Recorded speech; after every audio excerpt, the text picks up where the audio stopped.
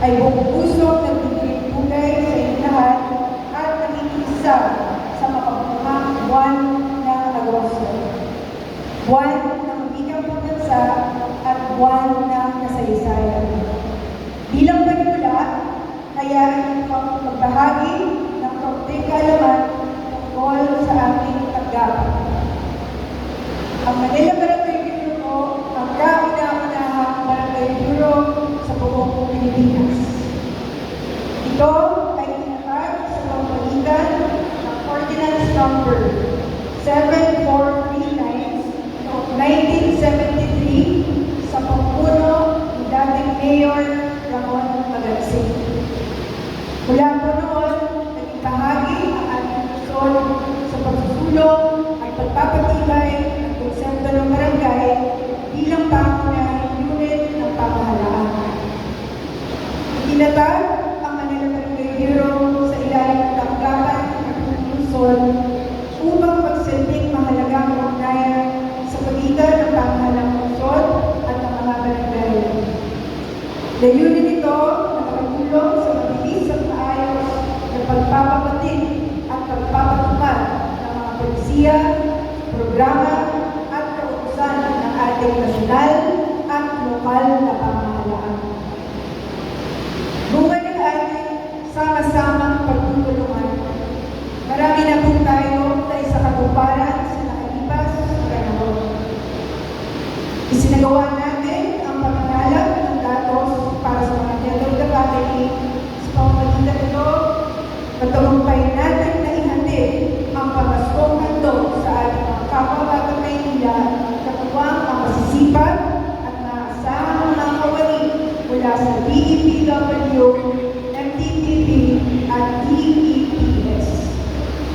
Bungo rin po tayo ng patuloy na nag-update ng ating Barangay Operations Directory upang maging mas mabilis at epesyente ang komunikasyon at koordinasyon sa ating mga barangay. Patuloy din po tayo katuwang ng OSCA, MTSW at City Treasurer's Office para sa maayos na pamamahagi ng mga benepisyo at allowance para sa ating mga minamahal na senior citizens, persons with disabilities at solo parents. Tayo rin po ang nakatasang tumutok sa pagpapatupad ng weekly e-up and logging drive ng ating mga barangay tuwing Sabado.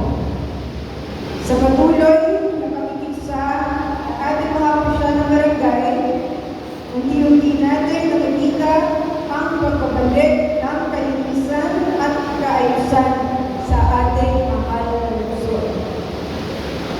Pinagagalaw din po namin ibahagi na ang matagumpay na pagsasagawa ng programa bawat barangay makikinabang na itinabot ng Office of the President, katuwang ang City Budget Office at Office of the City Accountant, kung saan ang bawat barangay ay nakatanggap ng 100,000 pesos para sa kanilang mga napiling proyekto at another 100,000 pesos para sa kanilang mga napiling scholar. Bukod po dito, nagbigay din ang Office of the President ng pang-anim na buwan na biyayang bigas para sa Maynila na ipinamahagi sa mga opisyal ng barangay, mga tanod, admin, DHW at street sweepers. Dahil po sa direktiba at gabay ng ating Mayor at Vice Mayor, patuloy po tayong gagawa ng mga programa upang mapalakas ang ating mga barangay at suportahan ang ating mga opisyal. Sa kasalukuyan, inihahanda na natin ang Manila Barangay Guidebook na magsisilbing praktikal na gabay ng ating mga barangay officials sa kanilang pang-araw-araw na pagganap sa pagkunin at para sa mas maayos at epektibo paghahatid ng serbisyo sa kanilang nagsasama. Kasabay po ito, ating binubuo ang Manila Barangay Academy, isang programang nakatuon sa patuloy na pagpapaunlad ng kaalaman at kakayahan ng ating mga barangay officials.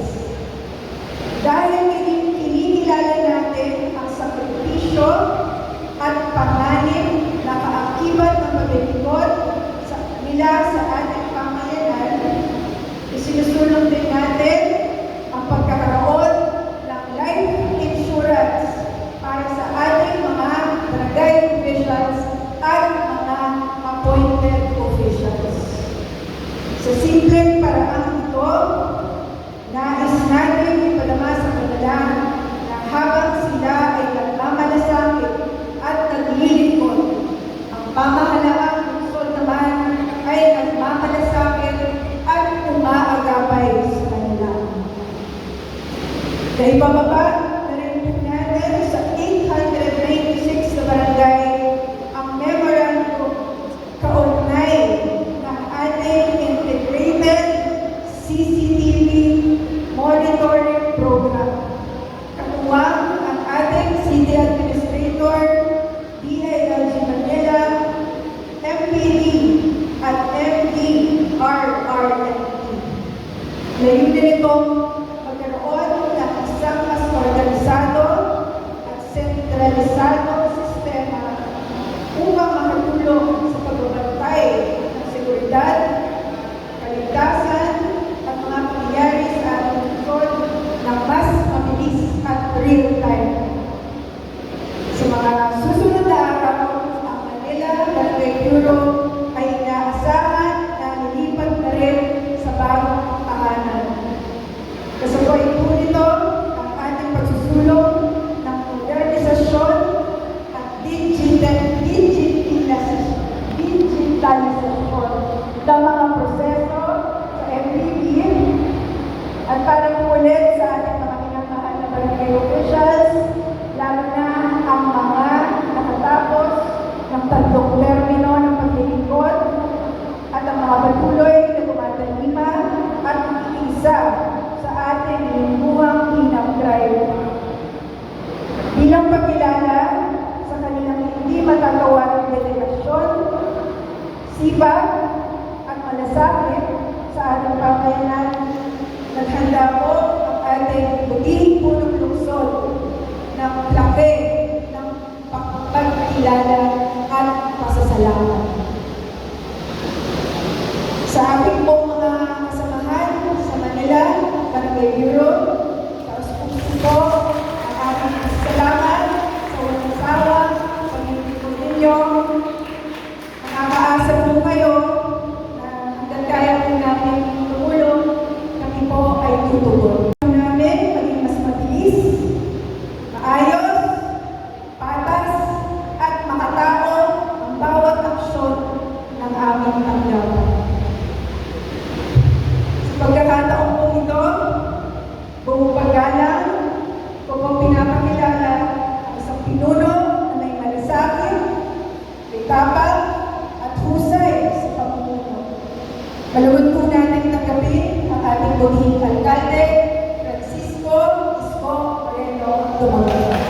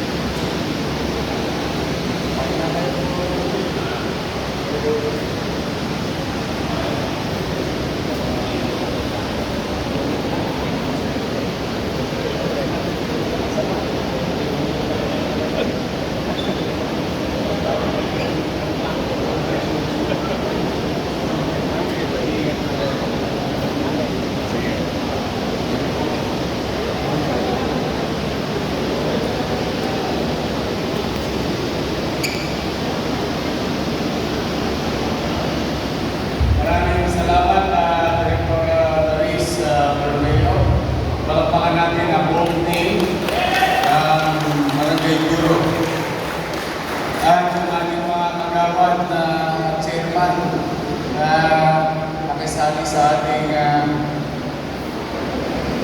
flag ceremony today. Maraming salamat sa oras. palakpakan natin sila.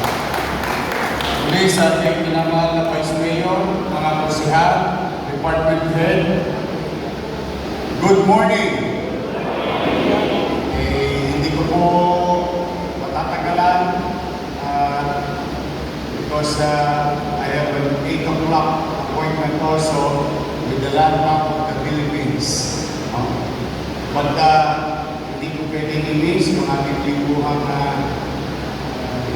pagkikita-kita sa flag ceremony.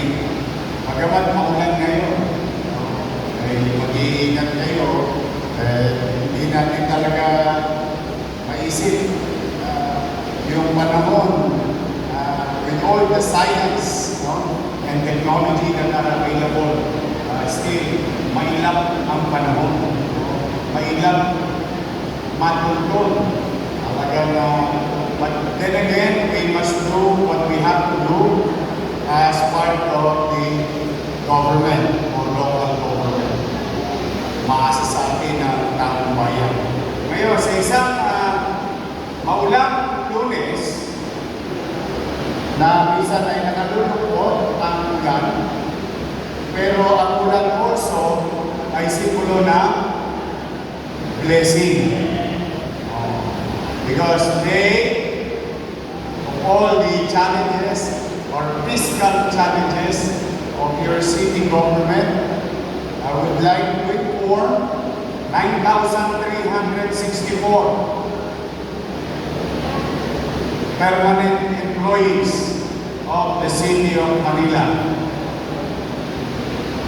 Kami ni Paul ay nag-usap last week kasama ng inyong mga department head and bureau head.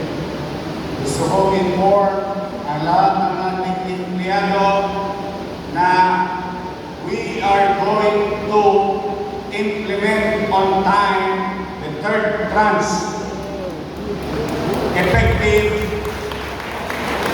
September 1. This will give you at least 4% increase of your salary.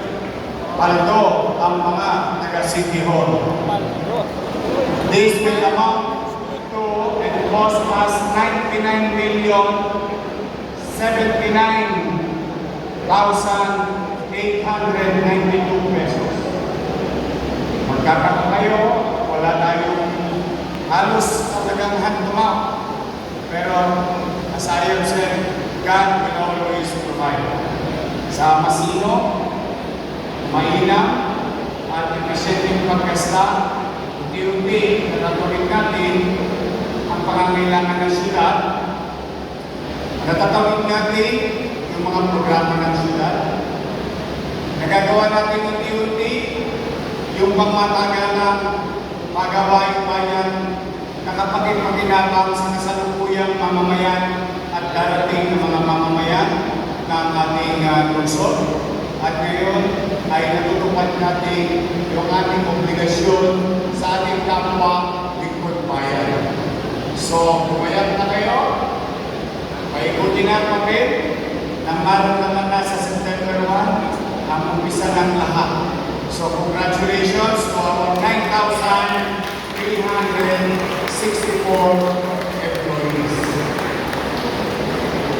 And we will submit it to City Council to appropriate such amount that was almost 100 billion pesos increase in our obligation. So, muli, mga kapwa-puling bayan, congratulations. Keep it up. Kailangan tayo ng tao. So I want you to be healthy. And I want you also to be effective. Because we are together on a common goal, which is public service. Our people in Manila and those who will pass by the city of Manila day in, day out, then I think may mararating din tayo na masagana, maulan, mapayapa at manatag na pamumuhay sa lungsod ng Maynila. Mag-iingat kayo ngayong linggo yata umulan. But stay safe. Pag kailangan nyo ng toxicity, doxycycline, o yun, yung gamot, nandiyan sa ating clinic o sa ating mga health center. So muli, isang ligtas na linggo para sa inyong lahat. At pagpalain naman kayo ng buong pagkapal. Maraming salamat.